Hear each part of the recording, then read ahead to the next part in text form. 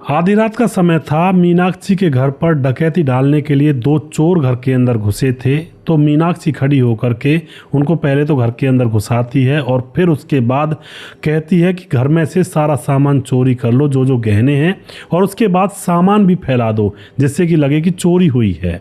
अब वह जो दो चोर थे वह यही काम करने लगते हैं। पहले तो घर में से चीज़ें चुराते हैं, पैसा चुराते हैं, और उसके बाद जब वह महिला कहती है कि सामान को भी फैला दो और मुझे बांध कर डाल दो, मेरे हाथ पांव बांध दो यहाँ पर।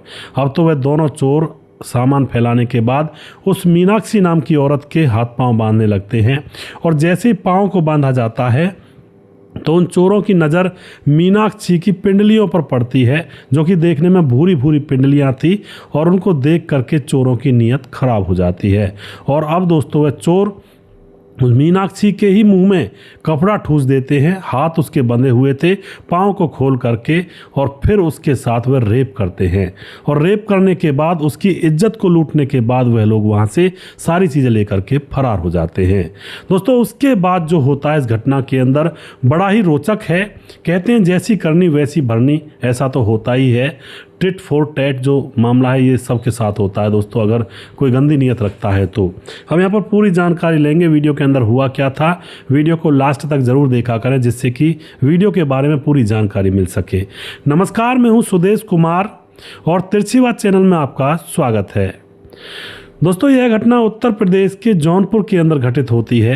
यह 1990 के आसपास का मामला है, जहां पर सूरजमल नाम का पहलवान रहा करता है, जिसका शॉर्ट में नाम था सूर्या कहा करते थे, और उसको उर्फ लगा करके 40 साल उसकी उम्र होती है, और उसके माता पिता हैं घर में।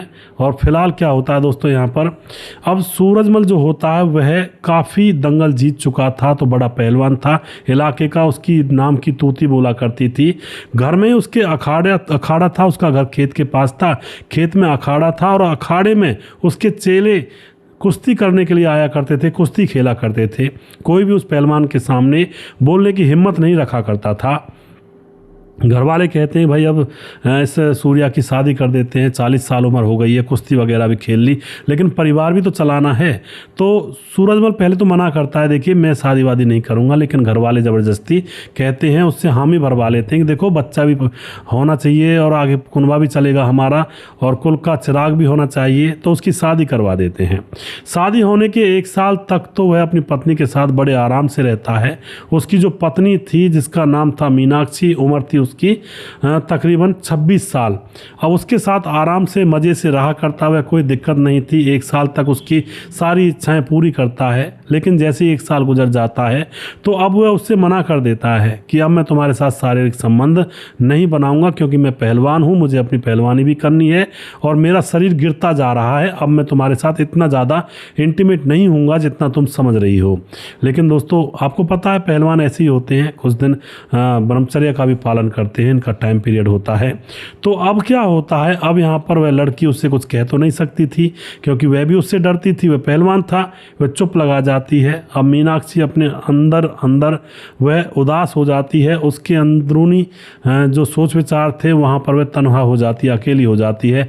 पति के होते हुए भी वह तरस रही थी पति सुख के लिए। अब करे भी तो करे क्या, उसके सामने बोल भी नहीं सकती है। अब मीनाक्षी जो होती है वह अखाड़े में जो नौजवान लड़के आया करते थे कुश्ती खेलने के लिए, उनकी तरफ नज़र डिगाने लगती है। वह खूब उनको देखती भी है, इशारे भी करती है, लेकिन वो लड़के मीनाक्षी की तरफ बिल्कुल देखते भी नहीं है, और ना ही उससे कुछ फ्लर्ट करने की कोशिश करते हैं, क्योंकि वह उनके गुरुजी उस्ताद जी की पत्नी थी और गुरु माता थी एक तरह से। उसके साथ फ्लर्ट करने की सोच भी नहीं सकते थे, क्योंकि अगर वह फ्लर्ट करते भी तो उस्ताद जी जान निकाल देते, इतना डर था उनको। अब तो इसी तरह से मामला चल रहा होता है, कोई दिक्कत नहीं है।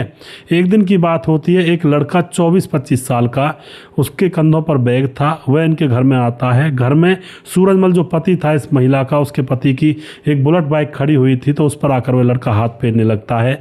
इतने में पीछे से पहलवान सूरजमल आ जाता है और आकर के उस लड़के के पीछे गर्दन को पकड़ लेता है कि मेरी बाइक को हाथ मत लगाओ, और तुम कौन हो, यहाँ पर क्यों आए हो। वह लड़का दुबला पतला था। अब एकदम से वो कहता, अरे पहलवान जी छोड़ो तो सही, मैं तो एक LIC मतलब बीमा पॉलिसी एजेंट हूँ, जो बीमा करते हैं ना लोगों की जान की सुरक्षा के लिए, लाइफ इंश्योरेंस वाला हूँ। तो अब यहाँ पर लड़का कहता है कि मैं लाइफ इंश्योरेंस वाला हूँ। तो उस दौर में ज़्यादातर लोग इन चीज़ों को जाना नहीं करते थे। अब वो पूछने लगता है कि क्या है लाइफ इंश्योरेंस, ये क्या मामला है, मुझे बताओ। तो वह कहता है कि आपको अगर कुछ हो जाता है, भगवान ना करे कल को कुछ हो जाता है, तो आपके परिवार को पैसे मिलेंगे लाखों में। अब यह बात सुनकर के पहलवान कहता, मुझे क्या होगा, मुझे कोई कुछ करने वाला है, किसी की इतनी हिम्मत है जो मुझे कुछ कर दे। और उससे कहते हैं तू यहाँ से निकल जा, चल निकल जा। इस तरह से होते दोस्तों पहलवान। अब वह लड़का जाते जाते एक कार्ड दे जाता है कि ये कार्ड रख लो, कभी कोई ज़रूरत पड़े तो। अब दोस्तों कार्ड पहलवान लेकर के उसको कार्ड को फेंक देता है और उस लड़के को धक्के मार करके वहाँ से निकाल देता है। लेकिन जैसे ये लड़का जिसका नाम होता है गोविंद ये घर में आया था, तो जो पहलवान की पत्नी थी मीनाक्षी, वह उसकी तरफ देखे ही जा रही थी। उसको वह लड़का बहुत ही अच्छा लग रहा था, अपने लायक लग रहा था, क्योंकि पति तो 40 साल का है, उससे उम्र में काफ़ी ज़्यादा है। ये लड़का उसकी हम उम्र का था, तो यह उसको भा गया था। अब जो उस लड़के का कार्ड था, उसने फेंका था अपना कार्ड, उसको वह चुपचाप उठा लेती है। और उसके बाद शाम होती है और शाम को उसके लैंडलाइन नंबर पर फ़ोन मिला देती है छुट्टी होने से पहले। तो वह लड़के को बुलाया जाता, वह बात करता, क्योंकि पहले हर एक आदमी पर फ़ोन नहीं होते थे। वो जो लैंडलाइन नंबर था वो उसकी कोई कंपनी होगी, कोई ऑफिस होगा, वहाँ का फ़ोन नंबर था। तो वहाँ पर ये जो महिला बात करती है फ़ोन करके, तो तब तक छुट्टी हुई नहीं थी। तो कोई आदमी बोलता है ऑफिस में से, तो यह कहती है मुझे बात करनी है गोविंद से। तो वह बात करवा देते हैं इसकी। अब उससे बात करती है, माफ़ी मांगती है, गोविंद जी आप हमें माफ़ कर दो, हमारे पति थोड़ा ऐसा ही हैं। और उससे बातचीत करने लगती है। और अब तो ऐसा होता है कि रोज़ की रोज़ वह कह देता है कि दिन में लंच के टाइम में फ़ोन कर लिया करो, मैं यहीं पर रहता हूँ। तो लंच के टाइम में वह लड़की उससे बात करने लगती है, इनकी दोस्ती हो जाती है। और अब क्या होता है, एक दिन घर पर पहलवान जी नहीं थे, तो वह घर पर बुला लेती है कि आ जाओ घर पर मिलने के लिए। वह घर पर आ जाता है और यह महिला उसके करीब आ जाती है और उससे बोलती है उसके पास बैठ करके कि क्या तुम जवानी का भी बीमा करते हो, या जवानी का बीमा नहीं करते क्या, या फिर जवानी का बीमा नहीं करते क्या। अब तो यह सुनने के बाद जो लड़का होता है वो थोड़ा सा शर्मा जाता है और यह महिला उसके गाल पर किस कर देती है। अब जब इसने इस लड़के के गाल पर किस कर दिया, तो अब जो गोविंद होता है उसके तो तार तार हिलने लगते हैं दोस्तों, उसके अंग अंग में फुर्ती सी जागने लगती है। और फिर यह महिला उसको हाथ पकड़ करके कमरे के अंदर ले जाती है और इन दोनों के वहाँ पर संबंध बन जाते हैं। अब मीनाक्षी इस लड़के के से मिलना चाहती है रोज़ रोज़, लेकिन रोज़ रोज़ तो घर पर उसका पति होता है। दोनों की जो उम्मीदें थी वो आज पूरी हो चुकी थी, हसरत पूरी कर ली थी इन दोनों ने एक दूसरे से मिल करके। अब मीनाक्षी उस लड़के से मिलना चाहती है, तो घर से काम के बहाने निकल जाया करती है और बाजार में दोनों मिल लिया करते। इस तरह से इनका मामला चल रहा था। लेकिन दोस्तों एक दिन मीनाक्षी लेट आती है और जो उसका पति होता है जिसका नाम सूरजमल, वह देखता है रोज़ रोज़ जाती है, तो उसे धमकाता है कि तू रोज़ रोज़ कहाँ जाती है। मीनाक्षी कहती है मैं अपनी सहेली के यहाँ पर जाती हूँ, मेरा यहाँ पर मन नहीं लगता, थोड़ा घूम आती हूँ दिन में। तो इस बात को लेकर जो लेट भी आई थी ऊपर से मीनाक्षी, तो उसका पति उसके गाल पर थप्पड़ मार देता है। और पहलवान का थप्पड़ दोस्तों वो तो कई दिन तक छपा रहता है। अब एक दो दिन गुजरने के बाद जो पति होता है वह फिर से उसको बाहर जाना था किसी कुश्ती उस्ती के प्रोग्राम में, तो पीछे से वह फिर से गोविंद को बुला लेती है। जो इस लड़की के सास ससुर थे वो दूसरे पोर्शन में रहा करते और ज़्यादा बुजुर्ग थे, वो ज़्यादातर खाट में ही रहा करते थे। तो अब इस लड़के को फिर से बुला लेती है और उसके बाद जब ये लड़का उसके गाल पर थप्पड़ देखता है, थप्पड़ का निशान, तो वो पूछने लगता है कि ये किसने किया। गोविंद आपे से बाहर हो जाता है और पूछता है कि ये किसने किया, तुम्हें हाथ किसने लगा दिया। लड़की कहती है मीनाक्षी कि मेरे पति ने मेरे मुंह पर थप्पड़ मार दिया जब मैं उस दिन तुमसे मिलकर आई थी, लेट हो गए थे ना। अब तो ये गोविंद कहता है कि मैं तुम्हारे पति को मार दूंगा।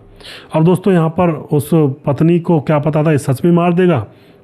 रात के समय गोविंद चाकू लेकर आता है और आकर के वह उस पहलवान के ऊपर, सोते हुए के ऊपर वार करता है और भाग जाता है। अब पहलवान को यही पता नहीं लगता कि ये कौन वार कर गया। उसके बाद पहलवान अंदर आता है, अपनी पत्नी से बोलता है कि यहाँ पर थोड़ी पट्टी कर दो, क्योंकि उसके हाथ पर कट लगा था।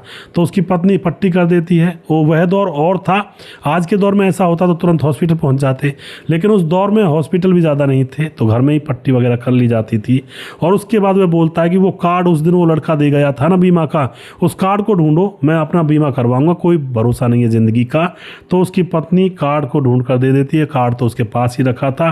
दूसरे दिन उस लड़के के पास फ़ोन कर दिया जाता है, कहा जाता है कि भाई आ जाओ हमारा बीमा कर दो। लड़के को डर लग रहा था कि कहीं इसने पहचान ना लिया हूँ कि ये तो वही बीमा वाला लड़का है, इसलिए बुला रहा हो। लेकिन जब पत्नी कहती है इसकी, सूरजमल की, मीनाक्षी कहती है नहीं ऐसा कुछ नहीं है, तुम आ जाओ, तो यह डरता डरता वहाँ पर आ जाता है। फिर 20 लाख रुपए का बीमा करवाता है पहलवान। और उसके बाद क्या होता है दोस्तों, अब जो मीनाक्षी और गोविंद होते हैं वह आपस में बातचीत करते रहते हैं। अब बीमा हो चुका था पति का भी। अब जो गोविंद होता है मीनाक्षी को कहता है कि अब तुम अपने पति से ज़्यादा प्यार करती हो या कम करती हो। मीनाक्षी कहती है कहाँ प्यार करती हो, तो मुझसे टच भी नहीं होता। गोविंद कहता है कि अब इसको रास्ते से मैं हटाऊंगा क्योंकि मुझे तुम चाहिए और इसका बीमा भी हो गया, बीमा तुम्हें मिल जाएगा। अब तो यहाँ पर पूरी प्लानिंग कर ली जाती है मीनाक्षी और गोविंद के बीच में। और फिर दोस्तों पहलवान को मारने का प्लानिंग यहाँ पर ये लोग कर बैठते हैं और मारना ही होगा पहलवान को। और इसलिए यह सोच करके अब यह 2 लोगों से बातचीत करता है गोविंद, उनको सुपारी देता है। और वह 2 लोग जो थे उनके बारे में गोविंद को भी पता नहीं था कि ये कौन है, क्योंकि तीसरा आदमी बीच में था, उससे कहा था इसने, उस बीच के आदमी ने उन दोनों को बुलाया था कि मैं दूसरे शहर से बुलाऊंगा और मैं काशीपुर से बुलाऊंगा, बहुत ही अच्छे कातिल हैं और एकदम से काम तमाम कर जाएंगे। तो अब दोस्तों रात होती है। रात को वह लोग इस घर के अंदर आते हैं। आकर के यह जो मीनाक्षी होती है दरवाज़ा खोले रखती है और उनको अंदर बुला करके कहती है कि घर में उस जगह पर ये चीज़ें रखी है, वहाँ से ले लो। तो वो चोर सारी चीज़ें चुरा लेते हैं और सामान बिखेर देते हैं। उसके बाद ये महिला कहती है मेरे भी हाथ पाँव बांध जाओ, जिससे कि ये लगे कि मुझे भी आप लोगों ने बांध दिया है। तो वह चोर जब उस महिला मीनाक्षी के पाँव बांधने लगते हैं तो पाँव की गोरी गोरी भूरी भूरी पिंडलियों को देखकर उनकी नीयत खराब हो जाती है और मीनाक्षी के साथ वह 2-3 बार रेप कर देते हैं, मुंह में कपड़ा ठूंस दिया था। इस तरह से यहाँ पर दोस्तों मीनाक्षी के साथ यह कुकृत्य हुआ था, दुष्कर्म वह कर कर गए थे। सुबह होती है। सुबह गोविंद भी वहाँ पर पहुँच जाता है क्योंकि उसको पता था कि भाई अब तक काम तमाम हो गया होगा। और दोस्तों वह चोर अब इसके पति पहलवान को चाकुओं से उसकी हत्या कर चुके थे जब वह वहाँ से गए थे। और उसके बाद जैसे सुबह होती है तो लोग वहाँ पर इकट्ठे हो जाते हैं। अब पहलवान जी की मौत हो चुकी थी तो पूरा इलाका, भीड़ वहाँ पर जमा थी। अब गोविंद देखता है कि भाई क्या हुआ, कैसे हुआ। तो गोविंद अब ज़्यादा मतलब पार्ट प्ले नहीं कर पाता है। लोगों से पता चलता है कि भाई रात में कुछ चोर आए और पहलवान जी को मार गए और उनकी पत्नी के साथ दुष्कर्म करके गए हैं। यह बात सुनते ही गोविंद का तन बदन में आग लग जाती है कि मेरी प्रेमिका के साथ उन लोगों ने दुष्कर्म कैसे किया। अब प्रेमिका के पास तो ये जा नहीं सकता था, वहाँ पर बहुत सारी भीड़ थी। तो वह दूर से ही अपना वापस चला जाता और घर जाकर खूब रोता है कि यह मेरी गलती थी, मेरी वजह से मेरी प्रेमिका के साथ ये बलात्कार हुआ है। अब तो दोस्तों उसके बाद कुछ दिन गुजरने के बाद ये दोनों आपस में मिलते हैं।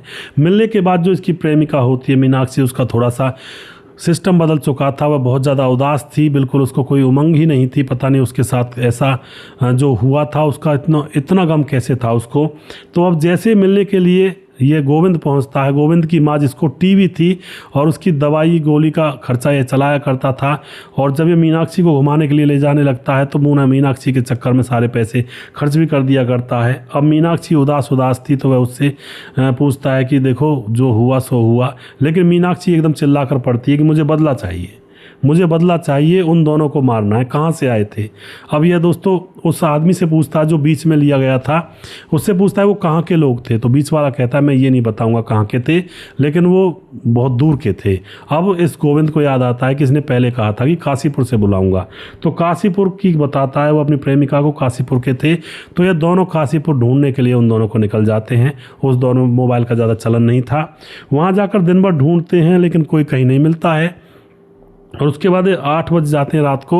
एक होटल पर ढाबे पर खाना खा रहे थे, तभी वहाँ पर 2 लड़के आते हैं और कार से, और वो थोड़ा सा स्टाइलिश टाइप के थे, खाना वगैरह खाते हैं। अब यहाँ पर जो मीनाक्षी थी वह एकदम से इशारा करती है गोविंद की तरफ कि ये 2 लड़के थे। अब तो गोविंद अपने जेब में कट्टा लेकर गया था और उसके बाद उन दोनों लड़कों का पीछा करते हैं। इनके पास बाइक थी, वो गाड़ी में थे। तो गाड़ी जैसे ही लाल बत्ती पर रुकती है तो ये पीछे से जा करके उन लोगों को गाड़ी के अंदर ही गोलियों से भून देते हैं। और उसके बाद ये लोग वहाँ से फरार हो जाते हैं। बहुत सारे लोगों ने इनको देख लिया था। तुरंत वहाँ से थोड़ी दूरी पर जिप्सी खड़ी थी पुलिस की, इनके पीछे भागती है और आगे जाकर के जाम में उनकी मोटरसाइकिल फंस जाती है और इन दोनों को पकड़ लिया जाता है। पकड़ने के बाद दोस्तों ये जो मीनाक्षी थी इसकी हालत कुछ अजीब सी लग रही थी, लेकिन कोई नहीं, जो गोविंद था वह समझ रहा था कि भाई पति का दुख भी हो सकता है और इसके साथ रेप भी हुआ है तो ऐसा ही होगा।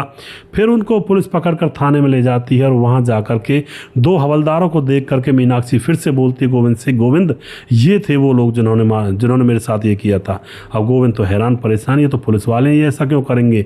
अब यहाँ पर दोस्तों गोविंद उसके चेहरे की तरफ गौर से देखता है तो वह पागल हो चुकी थी। वह जो 2 लड़के मरवाए थे ना उसने, वो भी निर्दोष थे, वो कोई कातिल वातिल नहीं थे। पुलिस ने जब उनका पता निकाला तो वो बेचारे अच्छे घराने के लड़के थे और वह कॉलेज में पढ़ते थे। वह फिलहाल शाम को घूमने फिरने के लिए दोनों दोस्त होटल पर खाना खाने के लिए आए थे और बस ऐसे ही घूमने के लिए आए थे। तो इस तरह से 2 लोगों की, निर्दोष लोगों की जान ले ली और फिर थाने में भी बता रही थी कि ये 2 लोग हैं जिन्होंने मेरे साथ ये किया, ये हैं वो। अब तो गोविंद समझ चुका था कि ये पागल हो चुकी है। पुलिस भी देखती है इसका व्यवहार तो इसको पागल खाने में ले जाती है। तो वहाँ पर पता चलता है कि इसकी मेंटल स्थिति है, कंडीशन वो ख़राब हो चुकी है और फिर गोविंद को जेल में डाल दिया जाता है, इसको पागल खाने में डाल दिया जाता है। और फिर दोस्तों पागल खाने में इसकी हालत बद से बदतर होती चली जाती है क्योंकि इसके दिमाग पर गहरा सदमा पड़ा था, शायद अपने रेप का या फिर अपने पति की मौत का, कि मैंने ये क्या कर दिया। इसी चक्कर में वो सोच सोच करके पागल हो चुकी थी और फिर दोस्तों 4 साल के बाद पागल खाने में ही इसकी मौत हो जाती है। तो इस तरह से दोस्तों यहाँ पर जैसी करनी वैसी भरनी लोगों को मिल जाती है। अब इस हत्याकांड के पीछे पत्नी कितनी शातिर निकली। पहले तो अवैध रिश्ता बनाया, पहलवान पति था, ठीक है, गलती तो यहाँ पर पति की भी है, पहलवानी कर रहा है ठीक है, लेकिन पत्नी ने कौन से पापड़ बेले जो उसको इस तरह की सज़ा दी जाए।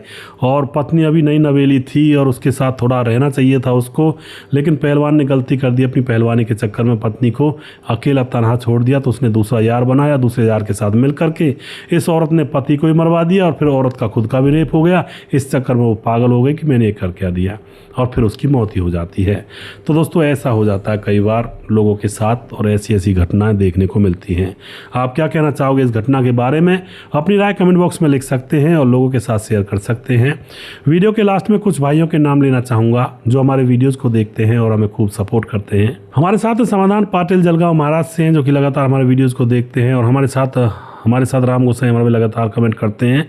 आसिफ बी ब्रांड कमेंट करते हैं, हैप्पी का हैप्पा पकड़ लेती है। जी बिल्कुल आसिफ भाई, ऐसा ही होता कहानी में। सत्यवान राजपूत हमारे कमेंट करते हैं और उसके बाद हमारे साथ लोकेश नागर कमेंट करते हैं, सिकरम राज कमेंट करते हैं, ग्राम बेलवा जिला मोतिहारी, और भीख सिंह कमेंट करते हैं और उसके बाद कहते हैं धप्पा मारने चली जाती है। क्या गजब बात कही है जी, ऐसा ही है जी भीख सिंह जी। और कई बार मैं लोकल लैंग्वेज यूज़ कर लेता हूँ, मुझे अच्छा लगता है। मैं ज़्यादा वो नहीं है कि भाई ज़्यादा पढ़े लिखाई और ज़्यादा इंग्लिश में बात करना, ये सब ठीक है। मैं पढ़ा लिखा हूँ खूब, मैं प्रोफेसर भी रह चुका हूँ कॉलेज में, लेकिन मेरा जो अपना मानना है अपनी देसी लैंग्वेज सबसे बेस्ट। और उसके बाद हमारे साथ सिकरम राज कमेंट करते हैं और प्रवीण बघेल शिवपुरी से हैं, मुकेश कुमार यूपी तरासी से हैं, संतोष कुमार कमेंट करते हैं, संतोष कुमार दोबारा से कमेंट करते हैं, मनोज श्रीवास्तव जी कमेंट करते हैं और उसके बाद हरि कृष्णा श्रेष्ठ कमेंट करते हैं, चरणजीत दहिया कमेंट करते हैं, मोनू जैन कमेंट करते हैं और उसके बाद राम पुकार व्लॉग कमेंट करते हैं, चरणजीत दहिया दोबारा से कमेंट करते हैं और उसके बाद हमारे साथ सूरज डी हमारे भाई लगातार फिजी से कमेंट करते हैं, राधे श्याम शर्मा श्री जयपुर राजस्थान से हैं और उसके बाद हमारे साथ है छगनदास खाडाबाद राजस्थान से, राजकिशोर चौरसिया महाबलेश्वर महाराज से कमेंट करते हैं और उसके बाद हमारे साथ हैं दुर्योधन भाई लगातार कमेंट करते हैं, सुशील चौधरी हमारे भाई लगातार कमेंट करते हैं और जी सुजीत कुमार हमारे भाई नमस्कार गुरुजी राधे राधे कमेंट करते हैं और धर्मेंद्र रजाक कमेंट करते हैं, भीमदत्त जोशी जी हैं, स्वपन डे कमेंट करते हैं, ललित ठाकुर कमेंट करते हैं, धीरज बनवाल हमारे भाई लगातार कमेंट करते हैं और उसके बाद उपेंद्र प्रसाद, चरणजीत दहिया, मोनू जैन और राम पुकार व्लॉग। जो भी भाई रह गए हैं उन भाइयों के नाम मैं अगली वीडियो में ज़रूर लूँगा। अगला वीडियो में जल्दी फिर से लेकर आऊँगा, तब तक आप खुश रहें, सावधान रहें। जय हिंद, जय भारत।